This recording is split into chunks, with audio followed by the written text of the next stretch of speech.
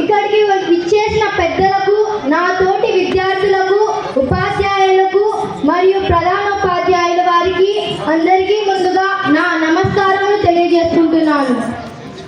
అందరికీ ముందుగా స్వామి వివేకానంద జయంతి సందర్భంగా నేను శుభాకాంక్షలు తెలియజేసుకుంటున్నాను. నేను ఇప్పుడు చెప్పేది స్వామి వివేకానంద గారు చికాగోలో మన దేశ ఔన్నత్యం చాటి చెప్పిన speech. My dear sisters and brothers of America, వివిధ దేశాల మతాల ప్రతినిధుల ఆధ్యాత్మిక భావజాల కెరటాలకు వేదికనిచ్చిన ఓ చికాగో నగరమా, నీకు నా ప్రథమ నమస్కారం.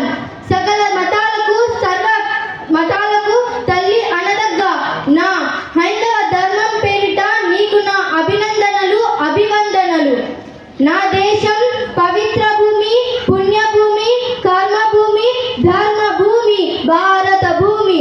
ఓ పక్క పరమతస్తులు మా ఆలయాలను కొల్లగొడుతుంటే ఒక చేతితో వారిని క్షమించి మరో చేతితో వారిని మా హక్కున చేర్చుకున్న సహనశీల దేశం నాది అని తెలియజేయడానికి గర్విస్తున్నాను. తండ్రి మాటకు కట్టుబడి సమస్త రాజ్యాన్ని ప్రత్యాజించి 14 ఏళ్ళు వనవాసం పాలైన శ్రీరాముని కన్న ధార్మిక దేశం నాది అని తెలియజేయడానికి గర్విస్తున్నాను. సత్యవాకుకు కట్టుబడి కాటి కాపరిగా మారిన పశ్చాత్తాపం చెందని చక్రవర్తిని కన్నా సౌశల్య దేశం నాది అని తెలియజేయడానికి గర్విస్తున్నాను. నా దేశం గురించి, నా హైందవ ధర్మం గురించి ఏమని చెప్పను, ఎంతని చెప్పను. యోగం మాది, ధ్యానం మాది, చదరంగం మాది, మార్షల్ ఆర్ట్స్ అని పిలువబడే యుద్ధ కళలు మావి. ప్రపంచానికి 0 అనే అంకెను అందించి నవశకానికి నాంది పలికిన ఘనత కూడా మాదే. ప్రపంచంలో మొట్టమొదటిసారిగా శస్త్రచికిత్స చేసిన సుశ్రుతుడు మావాడే.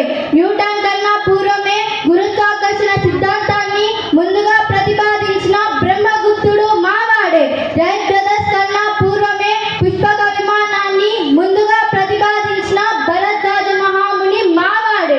సూర్యుడికి తిరగతి లేదని, భూమే సూర్యుడి చుట్టూ తిరుగుతుందని ముందుగా ప్రతిపాదించిన ఆర్యభట్ట మావాడే. జ్యోతిష్యం రచించిన చాణక్యుడు, అర్థశాస్త్రం రచించిన వరహానరుడు మావాడే. చెప్పాలంటే మాకు ఉన్నది చరిత, దానికి ఉన్నది ఎంతో ఘనత. కాకపోతే మీరు సైంటిస్ట్ అన్నారు, మేము ఋషులన్నాం. అందుకే మా ధ్యానం పురాతనం, మా ధర్మం సనాతనం. జరిగింది, జరగబోయేది పూర్వజన్మల దుష్కర్మల దుష్ఫలితం, సత్కర్మల సత్ఫలితం. ఇదే మా ధర్మ సిద్ధాంతం. మేము రాయిలో దేవుణ్ణి చూస్తాం, చెట్టులో దేవుణ్ణి చూస్తాం, ఆఖరికి విష సర్పాలలో కూడా దేవుణ్ణి చూసే విశాల భక్తిభావం మా సాంప్రదాయం. అసలు దేవుడంటే ఎవరు? ఎవరి ఆజ్ఞచే గాలి వీస్తుందో, ఎవరి కన్ను చూపుతో అగ్ని దహిస్తుందో, ఎవరు తలిస్తే మృత్యు ప్రాణాన్ని హరిస్తుందో ఆ అనంత అప్రయ శక్తే దేవుడు.